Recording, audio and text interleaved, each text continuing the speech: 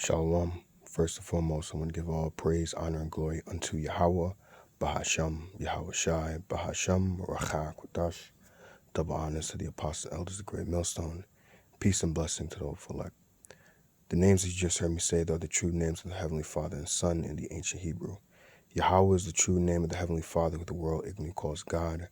Bahasham means in the name, and who the world ignorantly calls Jesus Christ. His name is Yahweh Shai. Rachah Kodash, which is the Holy Spirit given on high from the Heavenly Father through His Son, for us to have the proper understanding of the Scriptures today. And I was watching 2 videos, and as I was watching them, just some precepts came. I just want to do an edifying lesson through the Spirit. Just going to keep it straight and simple to the point, cut and dry, really. So let's just get into it. But before I get into it, let me just start off with this. This is 2 Ezra chapter 15 and verse 1. Behold, speak thou in the ears of my people the words of prophecy, which I will put in thy mouth, saith the Lord. And that is one of the things that we have always went into, beginning with the elders and apostles of Great Millstone, is prophetic things. Prophecy means what? To say before. So we warned you of the times that you're actually living in now that everybody's complaining about. You were told that things were going to get bad. But remember those same individuals on the street corners that you looked at as crazy, that you looked at as, oh, you guys don't know what you're talking about. We're interpreting the Bible wrong. But everything that those crazy and we were interpreting the Bible wrong, everything is coming to pass, right? So you're going to listen to 2 individuals, and also fair use as well, right? Fair use. I'll put it in the description box as well. But everything that we've told you as what? Words of prophecy that the Lord has put on us. He has put His Spirit on us to prophesy. Verse 2, and cause them to be written in paper, for they are faithful and true.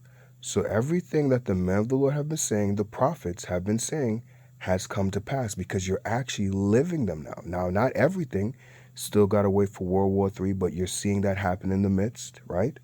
People can't sit there and say that, oh, World War III is not going to happen, because that's something that people are worrying about. You have the MOTB is soon to come out, right? And who has been warning you about these things?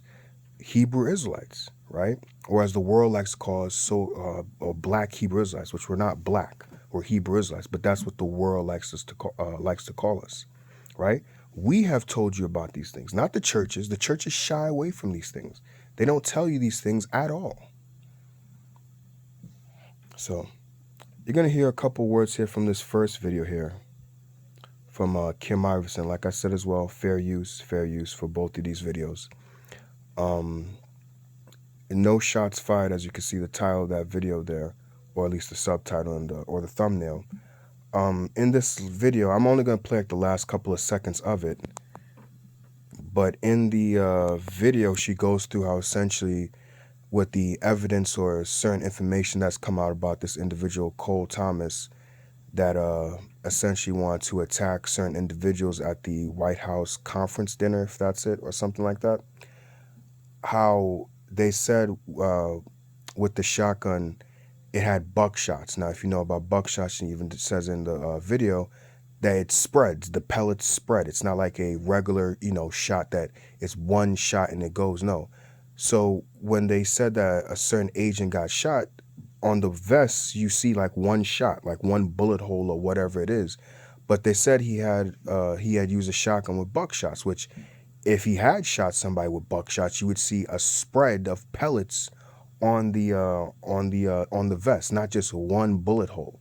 So there's, through the information being brought out, there's some holes in the story. But listen to what she says here at the end. By kings and czars and emperors. He mentions Japan's Akasaka Palace. He mentions Russia. And these were literally built by kings, czars, and emperors. And they were a sign of opulence when the little people were struggling. And the people at the top were so completely out of touch with the commoner that they were spending tons of money and commoners' money on building a palace while the people starved. And, that is pretty indicative of what's happening today. I mean, here you've got people paying higher prices at the gas pump. People worried that their sons and daughters are going to be shipped off to war for Israel. We've got a pedophile ring that has taken over our government, and nothing is being done about it. People have higher grocery prices. Nothing has happened to help the people. There were tariffs that were put on goods that companies then made back that money by charging us all higher prices. Those companies are getting their money back, but the people aren't. So all the people have seen is we're just getting squeezed. And we're at war, something specifically Americans voted against. And Trump is going on and on about a palace he wants to build, essentially, a palace ballroom for himself as an opulent king, something that he could look back on in time. You know, his children or history books could write about 500 years from now and say, well, the opulent White House Eastern Ballroom was built by Emperor Trump. I mean, what is it? The sheer optics of this. And then you see the left going out there in these various protests of No King's Day. And you think, yeah, you know what? Maybe they're onto something. Maybe this guy does think he's a king. He's canoodling with the king right now of England, and he's trying to build himself a ballroom, just like past kings and czars and emperors. And somehow in that mix, this assassination attempt where the assassin didn't even fire a shot, he had no history of violence, he was somebody who, and not only that, the Secret Service they shot 5 shots or 6 shots. They didn't hit anything. This kid didn't hit anything. We don't even know if he shot at all. You know, all this happens, and they all just go on about a ballroom. It's just the most out of touch, let them eat cake moment, I think, that America has witnessed. And I'm surprised that people like Rand Paul, of all people, are falling for it. It's quite disappointing. Okay, so a lot was said there, but in the beginning you heard her say about how, essentially giving a lamentation about how Americans are suffering, right? They don't want to go to war. They're afraid of their children going, they don't want to be in war or go to war. They don't want their children to have to go to war and things like that, right? They're having their expenses, are being, a lot more at the gas pump, a lot more at the grocery store and things like that. And let's get this precept first. Because even though Trump will, he'll listen to him say like, oh, Americans are winning, things is on the up. But if you watch certain videos or even go on TikTok, people are giving their lamentation that, hey, things are not good. Things are not on the up and up, right? And they have the metrics, they have the numbers to know that, essentially things are not going well in America. But do you think that they care? No. So this is Isaiah chapter 19 and verse 4. Right, we're going to be in here in Isaiah 19 for a little bit too. I'll come back to it eventually. Verse 4 says, and the Egyptians, which is speaking to you Americans, will I give over into the hand of a cruel Lord, and a fierce king shall rule over them, saith the Lord of hosts. So the Lord has given you Americans over into the hand of a cruel and fierce king that does not care, no matter how much that you have to go through these things, right? They don't care. So what if your kids go to war? So what if you have to pay more at the gas pump? Who gives a damn? Don't think that they don't have, again, the numbers on this. Trump, whoever, your government officials may come up there on the TV, on the podium and say, hey, things is getting better in America. But when you listen, and I've said this before, when you listen to, you have to, in order to understand the American experience, you have to talk to the everyday American and understand and listen to what they're going through. You cannot listen to government officials. You can't listen to people on the TV because they're going to tell you things that's going to calm people's nerves. They're going to say things that sound smooth. You have to listen to the everyday person that is actually living it and going through it. So that way you can understand the plight of the people. You see, you can't listen to those that are really not experiencing it. How can they tell you something about the American experience that they're not living? Trump is not living the American experience that people are dealing with. He doesn't have to deal with higher prices at the grocery stores or higher prices at the gas station. He doesn't have to deal with that. So how can he explain to you what that's like to live that every day? He can't. So when you see things on TikTok, when you watch like certain YouTube videos like a homestead journey, and she gets certain complications or video complications of whether it be TikTok or people on YouTube saying that, yo, my light bill is so high, this is so high, that is so high. They don't know what to do. We told you, the Hebrew Israelites have told you that, hey, these times were coming ahead. But remember, you looked at it as crazy. You thought that our interpretation of the Bible is wrong, but yet you're living the same things that we were speaking about because we forewarned you. Prophecy, say before, like it says in 2 Ezra 15. Speak down the ears of my people the words of prophecy, for they are faithful and true. And these things that the Lord has put in our spirit to say and given us the proper understanding of the scriptures, we have told you that, hey, these are the things that are coming to America. These are the things that you're getting ready to face. And you're living them now. You're having to deal with the effects of this. Inflation, such and such. Right, so just wanted to go through that, right? That video. Just really want to just hear that end. But this video is the juicy one right here. Some New Year's resolutions you have to upgrade your I think it was style. like Wow, 19 dude, months. that's a good question. I would honestly say jewelry. I'd say have more or dress more properly. I feel like when I wear the right jewelry, to or from going to the movie. Perfect. Okay. Yeah. So again, fair use for this video as well.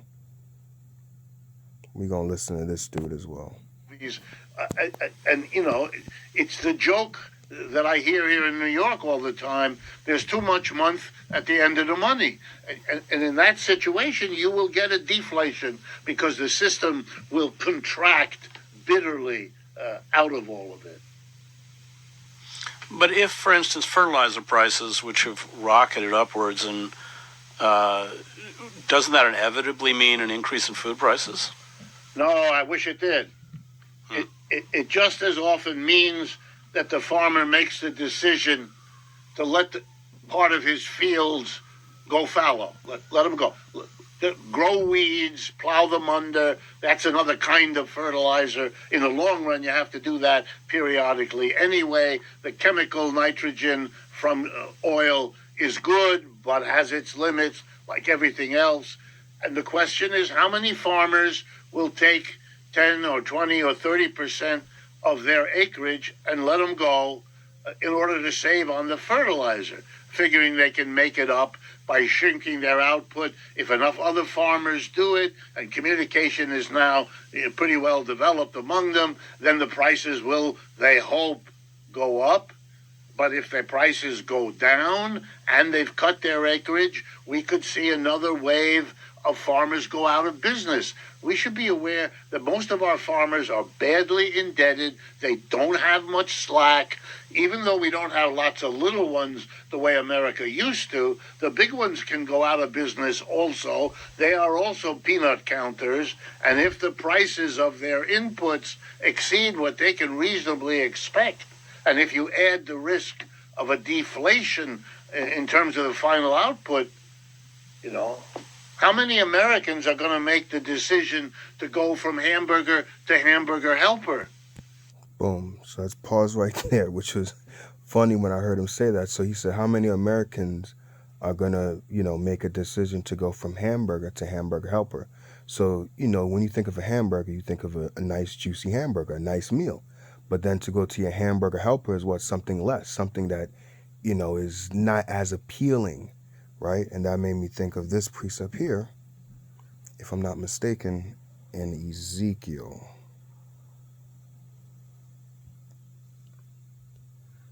Right? Sorry. This is Ezekiel. Ezekiel chapter 4 and verse 10, it says, "And thy meat which thou shalt eat shall be by weight. 20 shekels a day, from time to time thou shalt eat it. Thou shalt drink also water by measure, the 6th part of an hin, from time to time shalt thou drink." So essentially the Lord's telling that what? You're going to be eating by measure. And this was something that the Israelites were going to do. They weren't going to have an abundance. They were going to eat their food by measure. Matter of fact, let me see what this may say in a different translation.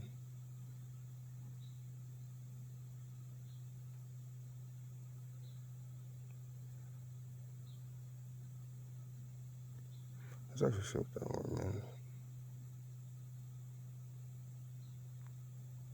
Did I miss it? Did I go to the wrong verse?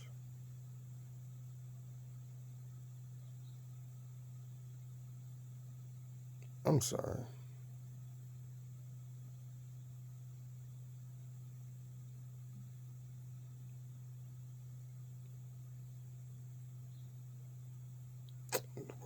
My bad. Sorry. There we go. Okay. So it's not giving me much anything there. Just says by measure. All right. But that's what's going to happen. So Americans essentially are going to have to go for a lesser portion. You ain't going to be able to eat the way that you used to eat anymore. You ain't going to be having access to certain things like a nice juicy steak, or he used the example of a nice hamburger. Now you're going to go from hamburger to hamburger helper, something less, right? You're going to have to eat smaller portions, which is something that Americans are not used to here. And that's essentially what happened to the nation of Israel. They had to deal with that. They had to eat their food defiled among the Gentiles. Burger helper to really begin to eat like poor people, grain flavored with a little something else, but it's basically rice or pasta or. So you heard him say, eat like poor people. You're not going to have the ability to eat like you always ate. You're not, because why? You're not going to have access to certain things because the economy is being messed up. Your money is being messed up. So you're going to have to make different choices. And we have told people this time in and time out, year in and year out, that when these difficult times come, difficult choices are going to have to be made. Because before, when you were able to freely go where you wanted to go, freely do what you want to do, you didn't have to worry about this type of mindset. But now you're going to have to worry about it. Why? Because you're being forced to. Because what? The squeeze, like you listen to Kim Iverson mention in her video, the squeeze is being put upon you. So certain decisions have to now be thought about. Certain decisions now have to be made. We can't have the hamburger anymore, Timmy. We got to go with the hamburger helper. You heard him say, go to grain, rice, things like that. People like eating a lot of meat here in America. Nah, you're going to have to change up things because the times is changing. Therefore, you got to change as well.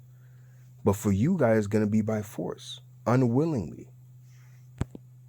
Bread, etc. We're on our way to that anyway in this country, and we can call it all dietetic, so you lose weight, so we don't have to face that it's an economic problem. But those are real possibilities that are now shifted from vague in the future to much closer because the Strait of Hormuz, this long supply chain, is disrupted.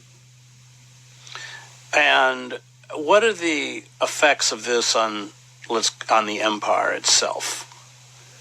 Well, I mean, this is a sore point for me, Chris. You know me a little bit, so I think our empire is over. I think what we are. What did he just say? And this is something that if you listen to these guys, they've been looking and saying at America more and more as an empire. They're not likening it to the United States of America. They're not calling it a country anymore. They're calling it an empire because even they can see and have come to a realization that this is an empire. And this was prophesied to be the last empire, the last captivity of our people. And you heard him say what? That this place is over. But you have a lot of our people that don't see anything that, oh, nah, this is just going to keep going. And, this is a very bad time in America. But you know what? Something better will come. Or, I guess we'll just deal with it. It'll just be something that I guess we'll just live this way. Eldar Tazwan did a video, I believe it was earlier this week or maybe last week. I apologize if I'm incorrect about that. How he talked to a friend of his in the world. And a friend of his is having, about to have a child and things like that. And in so many words, his friend doesn't know what he's leaving behind for his child. So it's like, so what are you doing all of this for? What are you working for? What are you building a life for if you don't see a future? You only build or work towards something if you see a future. Let's use ourselves for an example when it comes to the truth, right? Obviously, we know it's of the Lord, but we do this because what? We see a future here, right? We see we can see forward ahead to the kingdom of heaven. People in the world, when they want to become an athlete, or whether they want to, maybe an everyday average person, they work towards something because they see a future that they can see ahead, right? What are you trying to do here if you don't see that you're not there's nothing here for you or for your child? So why even have a child? Why even do anything at all? Now, I'm not saying you just drop everything and, commit suicide. I'm not saying that. But what are you doing then? It doesn't make any sense. So it's the same thing that we tell our people. It's like these people are telling you, it's been a consistent thing that's come out of their mouth. If you watch stuff like this, that, this place is over. And we've told you that. And you're just living it and seeing it, the decay of America. And you just listen to him and you're going to hear him say it.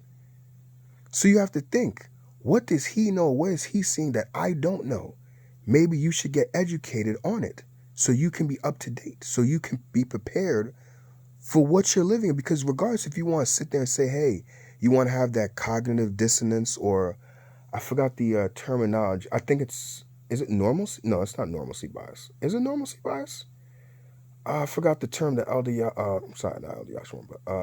Tazon of my camp brought out. But essentially, to make it simple, people are living in their bubble of life where it's like they're just worried about, what's going on in their life. So long as their life, their bubble isn't getting attacked or popped or anything like that, fine, whatever happens. So long as I'm able to still do what I want to do, fine. But you got to understand that the things that are affecting the world are eventually going to pop your bubble. And the things that you didn't pay attention to, you're going to feel the effects of those. And as a matter of fact, you are feeling the effects of those. Excuse me. Living through, you, me, our generation now, is the very unhappy, unpleasant, scary experience of a declining empire, which the Americans have never had. Our empire over the last century was nicely upward. Not for everybody, of course, but for enough of them to give it. Interesting that he said that as well. He said not for everybody, but what? Because what? This is Esau's kingdom. This is their empire. This is their world. The so-called white man's world. This was for them. So it was good for them, but it was bad for us. But our people want to flourish and make a life here and things like that. But this place was never made to be our rest. Look at how we came here to America. We came here in a violent manner. That's already to show you how the Heavenly Father was showing you this place is not going to be your rest. This is not a place where you can live comfortably and breathe. Look at the beginning look at the beginning of how we got here. It wasn't an easy thing. It wasn't a kind way that we were brought over here. We were brought over here in a violent manner. And then once we came over here, there was just more violence put upon our people. The quality of an upswing, and particularly after the Second World War, when all the other potential competitors for that role had blown themselves to bits.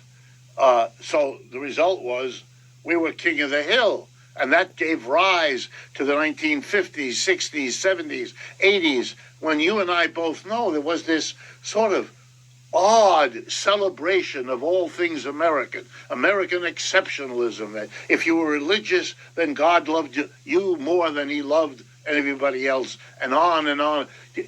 Where did this come from? It was very classic, the failure to understand the particularity of the conditions of the moment and a projection, as if something guaranteed that they would stay the same, or even if they changed, they would somehow continue the odd special position of the United States, and that's simply not true. And starting 10 or 15 years ago, I think it became palpable. Not the explanation, because we sure live in a country that practices what my wife, who's a psychotherapist, calls, massive denial. It's a refusal to entertain the very idea the empire is over, and therefore, what does that mean? How do we approach China? Right, so the empire, this America's time is over. See? But a lot of people, beginning with the top banking families, You got your government officials, and even trickles down to the people, because what, as the scriptures say, as the judge of the people is, so is himself, right? And what manner of man the ruler of the city is, such are all those that essentially live in the city or that follow him, roughly paraphrasing. So the reason why people can't see that it's over is because why? Their mindset is following the ruler, right? Esau Edom doesn't want his empire to end, so therefore they don't see this place as ending. They see this as, hey, it's going to continue, that things are going to get better somehow, some way. They have that foolish faith, right? They do have faith, but they have faith in the wrong thing. They have faith in this world, and it's going to be shown that, hey, they had the faith in the wrong thing.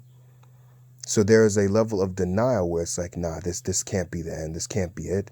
This can't be over. Imagine if for people that, I'm 33, but imagine for people who are like 10 years younger than me, maybe in their 20s, maybe in their teens, 15, 16, 17, maybe even hitting 18, maybe just got out of high school, going to go to college and things like that, maybe just started college, and you're seeing the decline of America. It's like, I just started living. I just started wanting to do things, and it's like, what do you mean this is over? So there's going to be that level of denial in their mind where it's like, no, I have aspirations. I have things that I want to see, things I want to do. I'm now experiencing life. I'm now seeing things.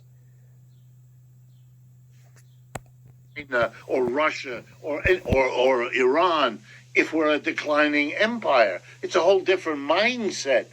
Then you want to work out, how do we go through a decline without blowing ourselves up or blowing the whole world up? It's not a question of maintaining your dominance. That's gone. It's a question of working things out. Our leaders don't think or talk like that. They talk like they're still in the 1970s and 80s, when you could make an argument that the United States position was extraordinarily dominant. That is over. Vietnam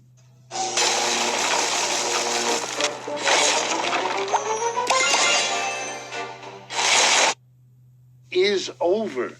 Vietnam was the beginning of the end, maybe even Korea, but Vietnam for sure, Afghanistan, Iraq, Ukraine now. I mean, unbelievable. We are not in a position to do all the bravado, even the wisdom coming out now that clearly the American government, Mr. Hegseth, Mr. Trump, thought they could do this thing in Iran in a few days, kill the Ayatollah and drop a bunch of bombs in Tehran, and it'll all break apart in our way.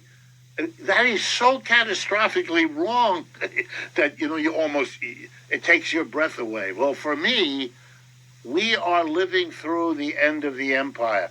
And so you heard him say that, again, we are living through the end of the empire. And what he mentioned, the word wise, right? That the things that, Trump and Hegseth are doing, it's like, it's causing you to think like, what are they doing? Like, how is any of this wise? How is any of this a good idea? Isaiah chapter 19 and verse 11, it says, surely the princes of Zoan are fools. The counsel of the wise counselors of Pharaoh is become Brutus. How say ye unto Pharaoh, I am the son of the wise, the son of the ancient kings.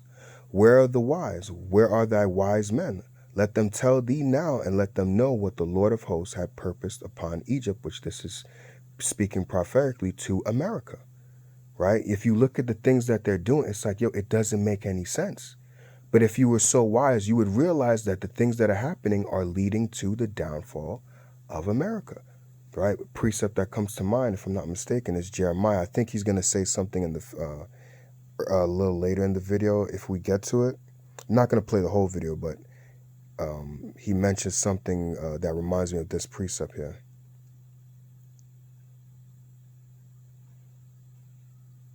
Right?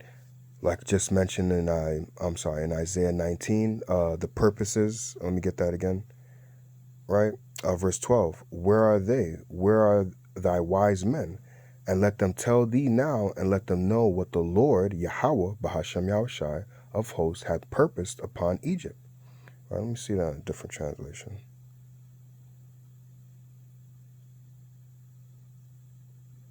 Right. NLT says, "Where are your wise counselors, Pharaoh? Let them tell you what God plans, what the Lord of Heaven's armies is going to do to Egypt," right? Which is America, right? So where are your wise men? Let them, tell you, hey, what all these things that are happening, this is happening because of, the God of the Hebrews. Oh, I'm sorry. So let's go to Jeremiah 51 and verse 6. Sorry. It says, "Flee out of the midst of Babylon and deliver every man his soul.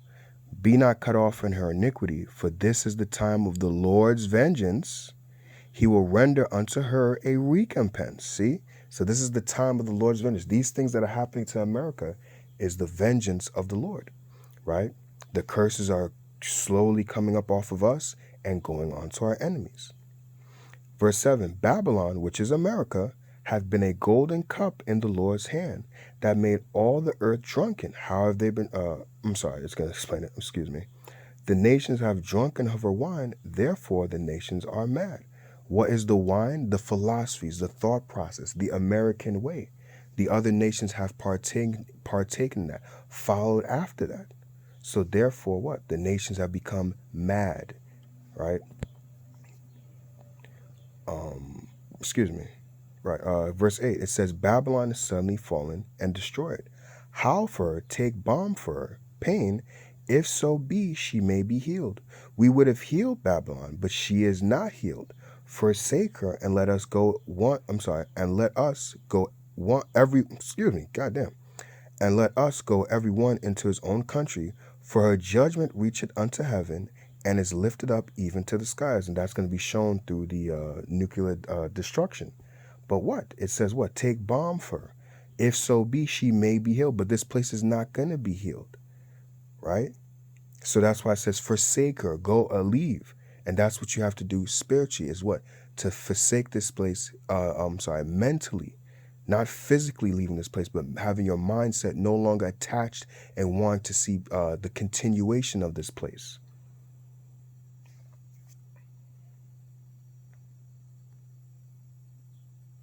Because as you heard him say what? Said it twice, may even say it a third time in this video. It is over. This empire is on its decline. It's out of here. He doesn't see anything at this place coming back.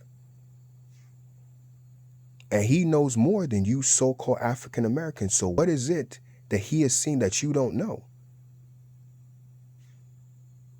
And to that end, it's been accelerated and brought closer by everything going on in the Middle East right now. Pause it right there. He says that's been accelerated, right? And everything that you see me doing, I'm tying everything to the scriptures. Like Elder Yashwama mentions, tying everything that's happening worldwide to the scriptures, because the scriptures explain these things, right? If the coming of who the world ignorantly calls Jesus Christ is going to come, there's going to be signs that show his return. There's going to be signs that show that, hey, the time of his return is near. And these are the things that are happening, right? But here it is today. You have people worrying about Klay Thompson and Meg Thee Stallion breaking up, but they're not paying attention to the signs of the times. Everybody's so, and I mean, hey, you could get a lesson off of that. Some edification can come from that. I won't deny that. But everybody here is worried about Klay Thompson and, there's one individual, I think her name is like some Madam Joyce or something like that. And she's saying, oh, we didn't know about Klay Thompson until Meg Thee Stallion. It's like, baby girl, if I'm not mistaken, even I, who don't pay attention to basketball, know about Klay Thompson. Anybody knows, even if, again, like if you're like me, I don't pay attention to basketball. I'm more of a football guy. But even I know Klay Thompson, Golden State Warriors, if I'm not mistaken, they won 3 championships, if I'm not mistaken. Won, at least for the time being, will go down on history as one of the best NBA teams he was a part of. Again, won 3 championships. Even if you didn't really, know Klay Thompson like that, you knew, okay, because Steph Curry is the man of that team. But then after Steph Curry, you would know Klay Thompson would be the next guy. And then after, it would be the dude that likes to fight everybody, Draymond Green. And this comes from a person, again, that I do not pay attention to basketball at all. But I know about that because of the success of the team. From starting off, again, with Steph Curry, but then after Steph Curry, after you hear his name, you're going to hear Klay Thompson. If I'm not mistaken, multiple NBA championship winner. But that just shows you that it's just everybody's into this nonsense. Like, you're all paying attention to the stupidity of other people's relationships and not paying attention to the signs of the time. Which, let me get this precept instead, right? Matthew.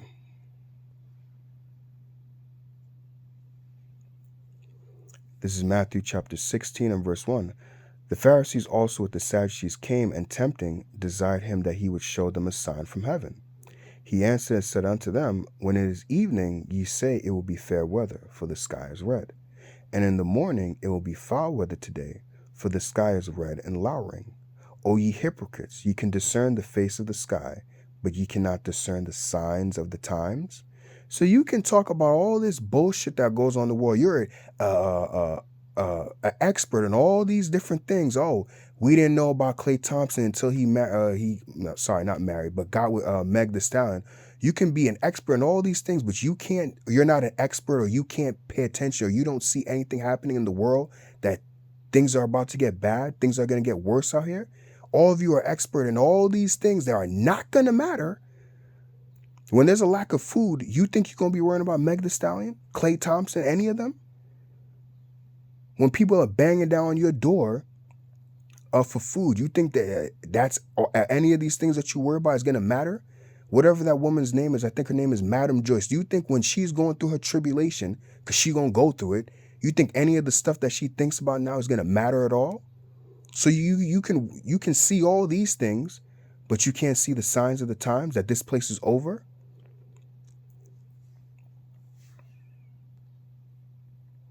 Oh, I'm sorry.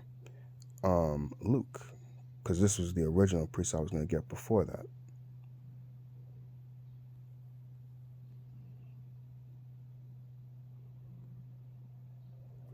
Right, let's get back to what he said real quick. Hopefully I could get it. And because of the empire, and that end has been accelerated and brought closer by everything going on in the Middle East right now. So he said the end of this empire has been accelerated, right?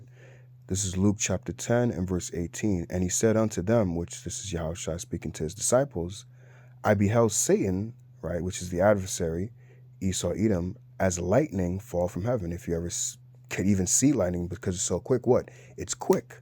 So what? You're seeing the accelerated decline of the end of this empire.